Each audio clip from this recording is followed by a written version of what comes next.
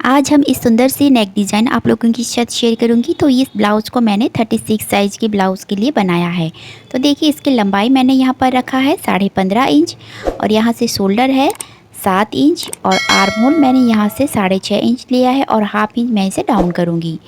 और यहाँ से देखिए इसकी चेस्ट के जो चौथाई भाग है 9 इंच और 1.5 इंच मार्जिन और कमर की चौथाई भाग लिया है यहाँ पर 7.5 इंच, 1 इंच डाट के लिए और 1.5 इंच हमने मार्जिन लिया है। तो बोट नेक के अकॉर्डिंग आज हम इस ब्लाउज़ की कटिंग कर लेंगे। तो इसके बाद देखिए हमें डिज़ाइन को बनाना है। तो यहाँ से पहले हम 4 इंच पे एक मार्क करेंगे। 4 इंच पे मार्क कर लेने के बाद से देखिए यहाँ से हमें इंची टेप को रखना है और यहाँ से देखिए हमें जितना भी आपको नेक डीप चाहिए मार्क को कर लेना है। तो मैंने यहाँ पर 10 इंच पे मार्क को किया है और यहाँ से देखिए 3.5 इंच पे हम मार्क को कर लेंगे। इस तरीके से मार्क को कर लेने के बाद से यहाँ से इसकी चौड़ाई भी हम 4 इंच पे इस तरीके से रखेंगे और इसे एक बॉक्स बना लेंगे। और देखिए यहाँ से 1 इंच से 2 सूता बढ़ाकर हमें मार्क करना है और यहाँ से इसकी चौड़ाई हम 3.5 इंच रखेंगे और यहाँ से भी 3.5 इंच और इन दोनों पॉइंट को मिलाते हुए लाइन को ड्रॉ कर लेंगे। अब देखिए फ्रेंड्स यहाँ से हमें सारी मार्क को करना है। तो यहाँ से हल्की सी कॉर्नर को हल्की सी इस तरीके से गोलाई दे देंगे और यहाँ से हम गले के लिए गोलाई दे देंगे। तो इस तरीके से हमारा मार्क जो है कंप्लीट हो गए हैं। अब हम इसकी कटिंग कर लेते हैं। तो फ्रेंड्स अगर अब तक चैनल को सब्सक्राइब नहीं किया है तो प्लीज़ चैनल को सब्सक्राइब करके बेल आइकन को भी दबा दीजिएगा। अब देखिए इसे हमने इस तरीके से कट कर लिया है। अब हमें लेना है पेपर पेस्टिंग। तो पेपर पेस्टिंग को डबल फोल्ड करके रखना है और इस फैब्रिक को हमें रखना है और चारों तरफ से 1.5 इंच तक एक्स्ट्रा फैब्रिक को कट करके अलग कर लेंगे। अब देखिए इसे हम अच्छी तरीके से सेट करते हुए रखेंगे और इसकी चारों तरफ से हमें इसे कट कर लेंगे यहाँ से। तो इस तरीके से कट करने के बाद से देखिए ये हमारा कुछ इस तरीके से बन गया है। अब हम इसको अस्तर के ऊपर ऐसे सेट करके रखेंगे और बिल्कुल किनारे किनारे पर हमें सिलाई लगा लेंगे। तो इसमें आपको जल्दबाजी नहीं करनी है, तो आप इसे सिलाई भी लगा सकते हैं या तो फिर आयरन से इसे चिपका भी सकते हैं। और देखिए इस तरीके से हमें चारों तरफ से सिलाई को लगा लेंगे।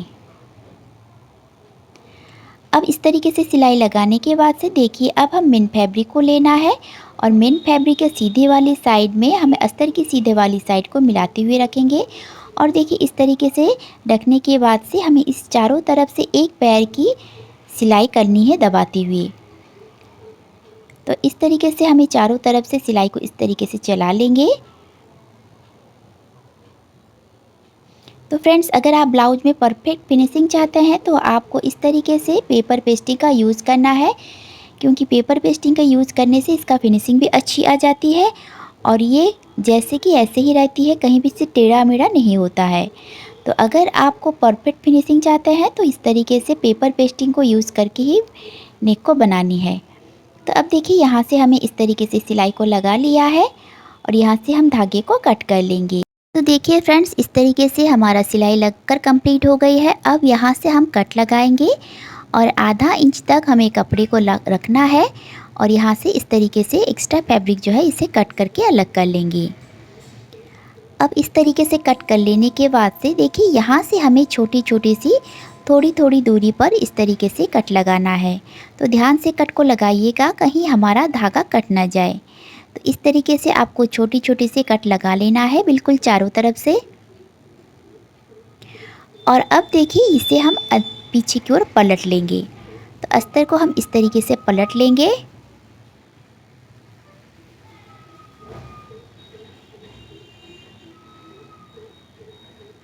तो देखिए फ्रेंड्स इस तरीके से पलटने के बाद से आप इस पर प्रेस भी लगा सकते हैं। अच्छी तरीके से हाथ से सेट कर लेंगे। सेट कर लेने के बाद से देखिए अब हमें इसके किनारे किनारे पर बिल्कुल सिलाई लगाना है। बिल्कुल ही किनारे पर हमें इसे इस तरीके से सिलाई को चला लेंगे। तो आप इसके ऊपर प्रेस भी लगा सकते हैं। तो देखिए इस तरीके से हमें बिल्कुल किनारे से सिलाई को लगा लेंगे।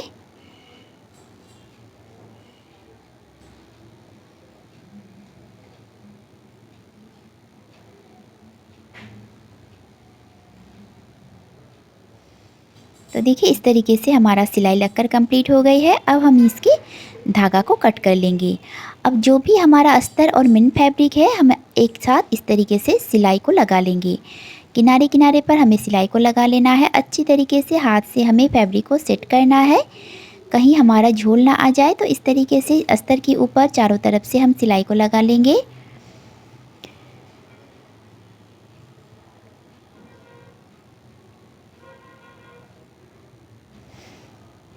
और यहाँ से भी हम इसे लगा लेंगे और आर्म होल की तरफ से भी हमें अच्छी तरीके से फैब्रिक को सेट करना है और इस तरीके से सिलाई को चला लेना है।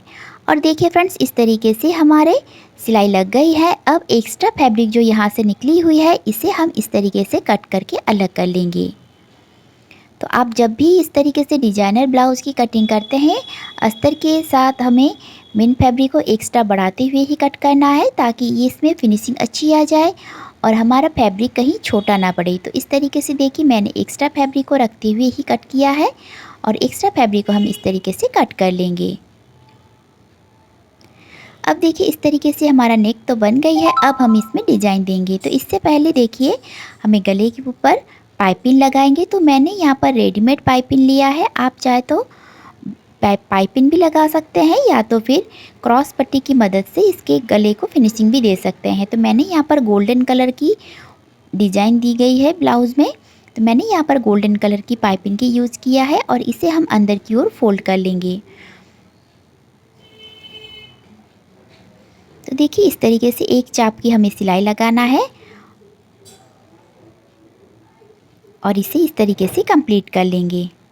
तो इस तरीके से हमारा नेक की जो फिनिशिंग है वो हमारे हो गई है। अब हम इसमें डिज़ाइन देंगे। तो लटकन बनाने के लिए देखिए हमने यहाँ पर इस तरीके से फैब्रिक को ले लिया है और फैब्रिक को हमें डबल फोल्ड करके लेना है। और देखिए इसकी लंबाई हमने लिया है, इसकी चौड़ाई 2.5 इंच है और लंबाई में भी 2.5 इंच लेना है। तो इस तरीके से इस फैब्रिक को कट कर लेंगे। तो ऐसे ही हमें 5 फैब्रिक कट करना है और ध्यान से देखिएगा, ये जो फैब्रिक है हमने डबल फोल्ड में किया है, तो आप भी इसी तरीके से डबल फोल्ड करके ही लटकन के लिए कटिंग कीजिएगा, क्योंकि इसमें फिनिशिंग भी बहुत आती है। तो देखिए इस तरीके से हमें कर लेना है। अब देखिए इसे डबल फोल्ड कर लेंगे सीधी तरफ फोल्ड कर लेने के बाद से इसे हम इस कॉर्नर से ऐसे फोल्ड करेंगे। तो देखिए इस तरीके से हमें पकड़ना है और इस तरीके से फोल्ड कर लेने के बाद से इसे हम सिलाई लगाएंगे। तो हमें एक चाप की इस तरीके से सिलाई को लगाना है और यहाँ तक, और यहाँ से हम आधे पर सिलाई लगाएंगे और इसे कट कर लेंगे। धागे को हमें थोड़ा सा गैप रखना है और देखिए इसे हम इस तरीके से अंदर की ओर पलट लेंगे। तो इस तरीके से आपको पलट लेना है और इस तरीके से कोई भी नोकीला चीज़ से आप इसे अच्छी तरीके से इसकी कोने को हमें निकालना है। तो देखिए ये कुछ इस तरीके से बन गई है और अंदर की ओर हमें इसे फिर से फोल्ड कर लेंगे। तो देख सकते हैं ऐसे फोल्ड कर लेना है। तो इससे पहले हम यहाँ से एक किनारे पर सिलाई लगा लेंगे और एक्स्ट्रा फैब्रिक जो है इसे हम यहाँ से छांट लेंगे।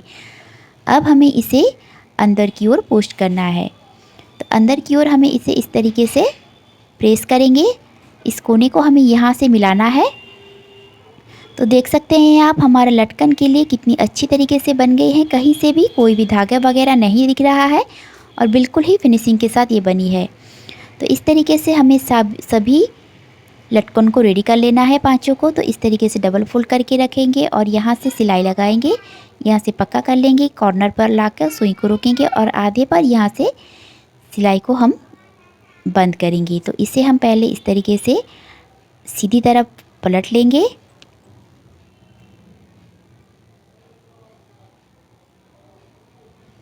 तो इस कोने को अच्छी तरीके से पलटना है और यहाँ से जो खुली वाली साइड है इसके ऊपर हमें सिलाई को लगा लेंगे और इसे देखिए हमें अंदर की ओर ऐसे